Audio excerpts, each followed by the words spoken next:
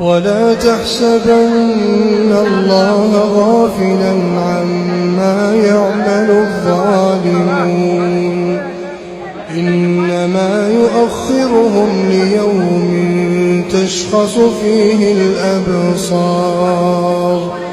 مهطعين مقنعي رؤوسهم لا يرتد إليهم طرفهم وأفئدتهم هواء وأنذر الناس يوم يأتيهم العذاب فيقول الذين ظلموا ربنا أخرنا إلى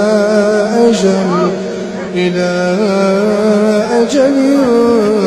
قريب نجب دعوتك ونتبع الرسل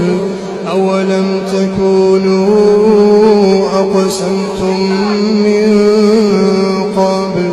ما لكم من زوال وسكنتم في مساكن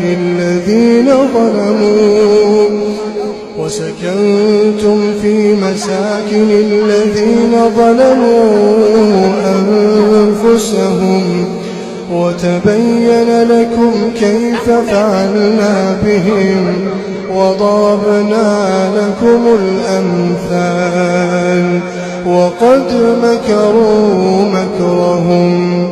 وقد مكروا مكرهم وعند الله مكرهم وإن كان مكرهم لتزول منه الجبال فلا تحسبن الله مخلف وعده رسله إن الله عزيز ذو انتقام يوم تبدل الأرض غير الأرض والسماوات وبرزوا لله الواحد القهار يوم تبدل الأرض غير الأرض والسماوات وبرزوا لله الواحد القهار